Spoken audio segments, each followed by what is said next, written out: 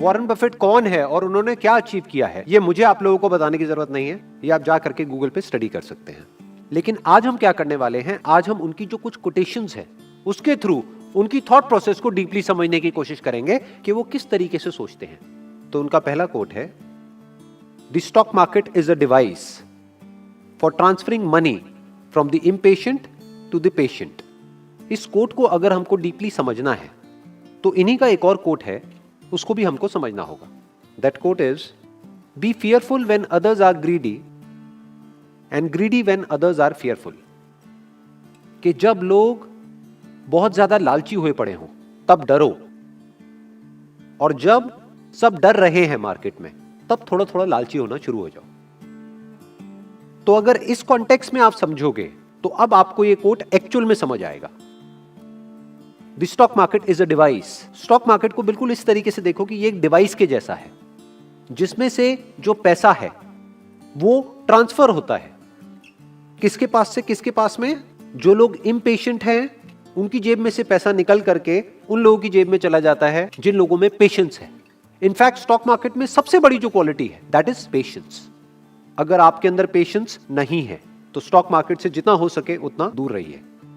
लाखों करोड़ों लोग बर्बाद हुए हैं बुरी तरीके से स्टॉक मार्केट में, क्योंकि वो बेसिक्स को नहीं समझते हैं और स्टॉक मार्केट को गेट रिच क्विक स्कीम समझते हैं।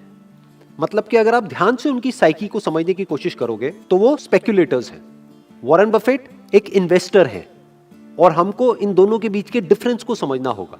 एक स्पेक्युलेटर क्या होता है और एक इन्वेस्टर क्या होता है। स्पेक्युलेशन इज कि आप मार्केट को टाइम करने की कोशिश कर रहे हो, आप दिमाग लगा रहे हो कि अब ये स्टॉक ऊपर जाएगा, अब नीचे जाएगा, आज इतना है कल इतना हो जाएगा। उसके बेस पे आप पैसा लगाते हो स्टॉक मार्केट में, तो आप एक स्पेक्युलेटर हो। यानी कि अगर स्टॉक मार्केट में जो शेयर का प्राइस है उसके बेस पे अगर आप पैसा लगाते हो तो आप एक स्पेक्युलेटर हो। स्पेक्युलेशन में जीतना is almost next to impossible, क्योंकि मार्केट को टाइम करना इज नेक्स्ट टू इम्पॉसिबल। कोई नहीं बता सकता कि कल क्या होने वाला है मार्केट में। तो अगर आप इस तरीके से स्टॉक मार्केट में इन्वेस्ट करते हैं तो हो सकता है आप शॉर्ट टर्म में थोड़ा बहुत पैसा कमा भी ले, लेकिन लॉन्ग टर्म में गवाओगे ही गवाओगे। बट अगर आप एक्चुअल में पैसा कमाना चाहते हैं स्टॉक मार्केट में तो आपको समझना होगा कि जिन्होंने पैसा कमाया है, यानी कि वॉरेन बफेट, 1 साल नहीं, 2 साल नहीं, 10 साल नहीं, पिछले 70 साल से कंसिस्टेंटली इन्होंने पैसा कमाया है स्टॉक मार्केट में। इन्होंने स्टार्टिंग करी थी सिर्फ कुछ हजार डॉलर से और आज ये दुनिया के सबसे अमीर लोगों में से एक है।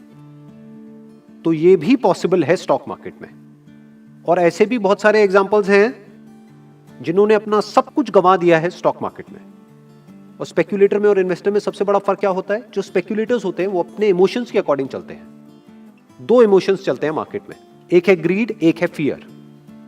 जब सब लालची हो रहे होते हैं तो स्पेक्युलेटर्स भी और लालची हो जाते हैं, इसको बोलते हैं बुल एंड बियर। तो वो और बुलिश होते चले जाते हैं जो स्पेक्युलेटर्स होते हैं। जब मार्केट ऊपर भाग रहा होता है तो उन्हें लगता है कि अभी और ऊपर जाएगा, और ऊपर और ऊपर और ऊपर। जब सब लालची हो रहे हैं तो वो भी लालची हो रहे हैं। और जब मार्केट क्रैश करता है, जब नीचे जाता है, तो लोग बियरिश हो जाते हैं, अभी मार्केट और नीचे गिरेगा, और नीचे और नीचे और नीचे। तो वो भी बोलने लग जाते हैं अभी और नीचे गिरेगा, और नीचे और नीचे और नीचे। तो होता क्या है, एक इन्वेस्टर में और स्पेक्युलेटर में सबसे बड़ा फर्क क्या है, जब एक स्पेक्युलेटर खरीद रहा होता है तो जो रियल इन्वेस्टर्स होते हैं वो बेच रहे होते हैं, और जब स्पेक्युलेटर्स डर करके बेच रहे होते हैं तब इन्वेस्टर्स खरीद रहे होते हैं। और अगर आप एक रियल इन्वेस्टर हैं, एक इंटेलिजेंट इन्वेस्टर हैं, तो आप कभी भी पैसा गंवा नहीं सकते लॉन्ग टर्म में। और अगर आप एक स्पेक्युलेटर हैं तो लॉन्ग टर्म में आप पैसा कमा नहीं सकते। जो आदमी इम्पेशेंट है, यानी जो अपने इमोशंस के अकॉर्डिंग चलता है, वो पैसा गंवाएगा, और जिसमें पेशेंस है वो पैसा कमाएगा। तो अब कितना पेशेंस चाहिए, उसके लिए इनका एक और कोट है, वॉरेन बफेट का एक और कोट है। उनसे किसी ने पूछा कि आपका फेवरेट होल्डिंग पीरियड क्या है किसी भी स्टॉक का। जैसे जो स्पेक्युलेटर्स होते हैं उनका जो होल्डिंग पीरियड होता है वो होता है या तो कुछ घंटों का, या कुछ दिनों का, या कुछ हफ्तों का, या मैक्सिमम कुछ महीनों का।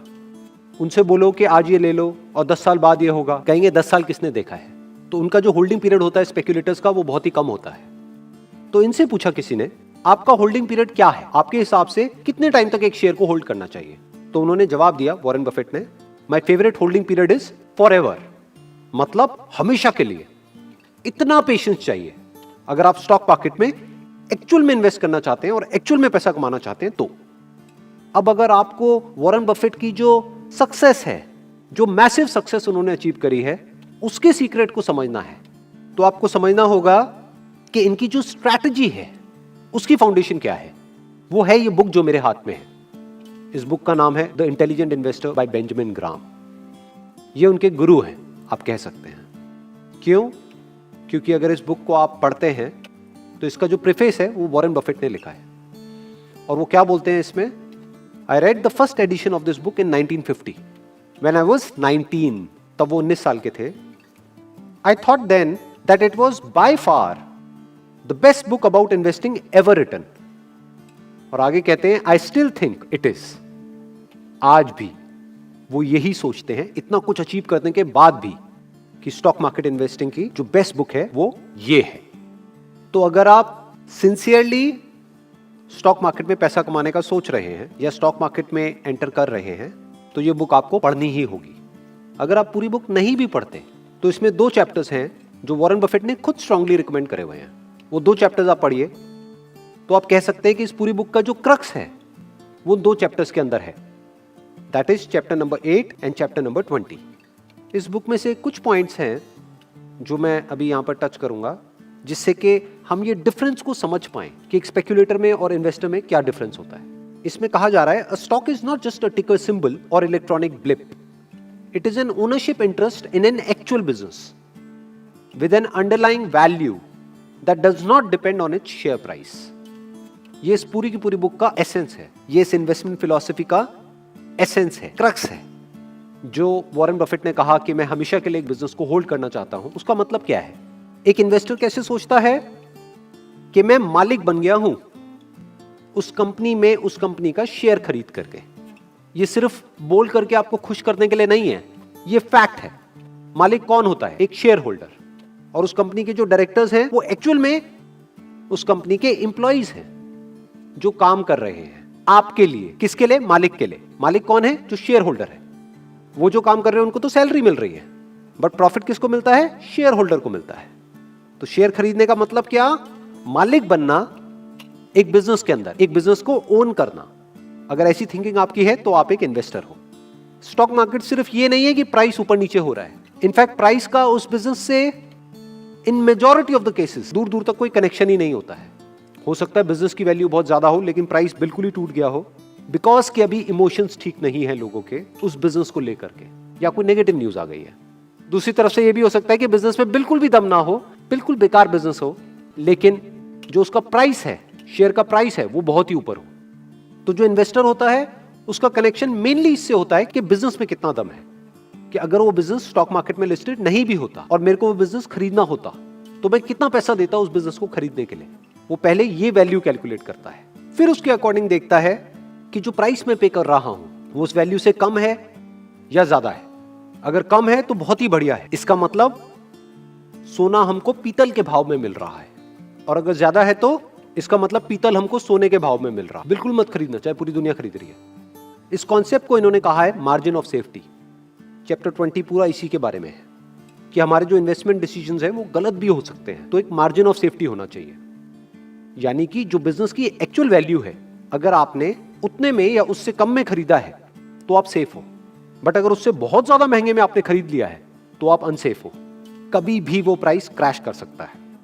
इसमें एक बहुत ही कमाल का एग्जाम्पल दिया गया है चैप्टर नंबर 8 में, कि अगर आपको 2 चैप्टर भी ना पढ़ने हो और सिर्फ एक ही चैप्टर पढ़ना हो तो वो है चैप्टर नंबर 8। उसमें मार्केट को एक नाम दे दिया गया है, स्टॉक मार्केट को एक नाम दे दिया गया है, मिस्टर मार्केट। आप इमेजिन करो कि आप एक बिजनेस को ओन करते हो जिसकी की वैल्यू है $1000, और ये मिस्टर मार्केट है, रोज आकर के आपके घर की घंटी बजाता है और आकर के आज आपको वैल्यू बताता है कि आज जो आपका $1000 है वो हो गया है $1100 का। आपको खरीदना है, आपको बेचना है, और लेना है तो और ले लो, बेचना है तो बेच दो। और कल आकर के घंटी बजाता है कि आज वो हो गया है $800 का, फिर आकर के घंटी बजाता है कि आज हो गया है $1400 का। तो ये मिस्टर मार्केट क्या करता है, ये आकर के डेली आपको प्राइस बताता है आपके बिजनेस का, जो एक्चुअल प्राइस होना चाहिए आपके बिजनेस का, उससे दूर दूर तक मैच नहीं करता है। इनफैक्ट मिस्टर मार्केट को इन्होंने एक बड़ा इंटरेस्टिंग नाम दिया है, वो है सर्टिफाइड लुनेटिक। लुनेटिक का मतलब होता है पागल या बेवकूफ, कि वो पागल है, वहां पे लॉजिक काम नहीं करता है। इमोशंस काम कर रहे होते हैं। ये बुल और बियर और कुछ नहीं है, इमोशंस है। ग्रीड और फियर काम कर रहा होता है, लॉजिक नहीं चलता है। हो सकता है एक बिजनेस की वैल्यू हो 100 रुपए और वो बिजनेस का प्राइस हो 10 रुपए। ये भी हो सकता है एक बिजनेस की वैल्यू हो 100 रुपए और उसका प्राइस हो 10,000 रुपए। तो कोई लॉजिक ही नहीं है। तो जो इन्वेस्टर्स होते हैं वो क्या करते हैं, वो मार्केट के हिसाब से नहीं चलते हैं। इन्वेस्टर क्या करता है, पहले एक बिजनेस की वैल्यू निकालता है कि जो कंपनी है इसकी एक्चुअल में वैल्यू क्या है। मान लो $1000 है। अब वो मिस्टर मार्केट से पूछता है, यानी मार्केट में उसका रेट देखता है कि रेट कितना है, $600, खरीद लो, कोई डर नहीं है। अच्छा, वैल्यू है इस बिजनेस की $1000, कितने का मिल रहा है, $10,000। दूर रहो। चाहे पूरी मार्केट पागलों की तरह उस स्टॉक के पीछे भाग रही हो, चाहे वो स्टॉक मार्केट का फेवरेट स्टॉक हो, बट उससे दूर रहो। पैसा कमाया जाता है लॉन्ग टर्म में बेस्ड अपॉन कि उस बिजनेस की वैल्यू क्या है। तो आपको बिजनेस की वैल्यू कैलकुलेट करनी आनी चाहिए। आपको कुछ बेसिक रेशियोज के बारे में पता होना चाहिए कि ईपीएस क्या होता है, पीई क्या होता है। ईपीएस मतलब अर्निंग पर शेयर, उसका प्राइस से क्या कनेक्शन होता है, कंपनी की ग्रोथ कितनी है पिछले 5 साल में, टॉप लाइन कितने से ग्रो करी है, बॉटम लाइन कितने से ग्रो करी है, फ्यूचर में ये कंपनी क्या करने वाली है, किस तरीके से करने वाली है। तो कंपनी की क्वार्टरली अर्निंग कॉल्स होती है, वो सुननी होती है, या अगर उसकी ट्रांसक्रिप्ट है तो वो पढ़ना होता है। उनकी एनुअल रिपोर्ट्स को पढ़ना होता है। स्पेक्यूलेटर ये सब नहीं करता है। स्पेक्यूलेटर टिप्स के अकॉर्डिंग चलता है। कोई दोस्त आया, उसने आकर के बोला खरीद ले, ये शेयर डबल होने वाला है कुछ दिनों में, तो उसने खरीद लिया और फिर वो डबल क्या 10 गुना कम हो गया उसका रेट, और अब रो रहा है वो बैठ करके कि मैं तो लुट गया, मैं तो बर्बाद हो गया। इन्वेस्टर क्या करते हैं, कंपनी की एनुअल रिपोर्ट को पढ़ते हैं, जो रिपोर्ट कई कई बार 200 पेज 300 पेज की भी होती है। क्या उस कंपनी के जो फाउंडर्स हैं उन पे ट्रस्ट किया जा सकता है, उस कंपनी के ऑडिटर्स कौन है, क्या ऑडिटर्स पे ट्रस्ट किया जा सकता है, उसका पास्ट रिकॉर्ड कैसा है, फ्यूचर में ऐसा क्या है उस बिजनेस में जो एक्स्ट्राऑर्डिनरी है, उसके पास में ऐसा क्या एडवांटेज है। इसको कॉम्पिटिटिव एडवांटेज बोलते हैं कि अगर और कोई आए उस बिजनेस में और उसको कॉपी करे, उसके उस बिजनेस आइडिया को कॉपी करे, तो क्या वो कर पाएगा या नहीं कर पाएगा, या करने में मानो उसको 10 साल लगेंगे, 20 साल लगेंगे। तो इन सारी चीजों को देखा जाता है। ये कौन देखता है, एक इन्वेस्टर देखता है। बिल्कुल इस तरीके से देखता है जैसे कि वो खुद वो बिजनेस कर रहा हो। जब हम खुद एक बिजनेस करते हैं, हम क्या क्या देखते हैं, बस वही देखना होता है जब हम किसी बिजनेस का स्टॉक खरीदते हैं। एक और बहुत इंटरेस्टिंग इसमें बात कही जा रही है बुक में, उसको भी समझ लेते हैं। The market is a pendulum. जैसे एक पेंडुलम होता है ना, स्विंग करता रहता है, इधर से उधर, उधर से इधर। दैट फॉरएवर स्विंग्स, फॉरएवर मतलब हमेशा स्विंग करता ही रहता है। बिटवीन अनसस्टेनेबल ऑप्टिमिज्म मतलब इतना ज्यादा एक्साइटमेंट जो सस्टेन हो ही नहीं सकता, which makes the stocks too expensive, जो स्टॉक्स को बहुत ही महंगा कर देता है, and unjustified pessimism which makes them too cheap, मतलब कि उसको इतना सस्ता कर देता है जिसका कोई लॉजिक ही नहीं है। The intelligent investor is a realist, मतलब ना तो वो ऑप्टिमिस्ट है ना वो पेसिमिस्ट है, ना वो एक्साइटेड होता है ना वो डिप्रेस्ड होता है, मतलब वो रियलिटी के बेस पे एक्ट करता है, इमोशंस के बेस पे नहीं। तो आप ये भी कह सकते हो कि स्टॉक मार्केट में आगे बढ़ने के लिए या कामयाब होने के लिए या कुछ भी बड़ा अचीव करने के लिए ऐसा नहीं है कि आपको कोई बहुत तगड़ी क्वालिफिकेशन चाहिए, आप बहुत ज्यादा एजुकेटेड हो तो आप स्टॉक मार्केट में बहुत ज्यादा पैसा कमाओगे, ऐसा कुछ भी नहीं है। आपको क्या चाहिए, आपको कॉमन सेंस अप्रोच चाहिए, आपको बेसिक से फंडे समझ आने चाहिए बिजनेस के। आपको ये समझ आना चाहिए कि धंधा जिसमें मैं पैसा डाल रहा हूं, ये धंधा है क्या, इसमें कितना दम है और सस्ते में मिल रहा है तो खरीद लो। यानी देखने में आपको लग रहा होगा कि ये दोनों एक ही काम कर रहे हैं। क्यों? क्योंकि स्पेक्यूलेटर क्या करता है, वो भी सस्ते में खरीदना चाहता है और महंगे में बेचना चाहता है। इन्वेस्टर क्या कर रहा है, वो भी यही कर रहा है, सस्ते में खरीद रहा है और महंगे से महंगे में बेचना चाहता है।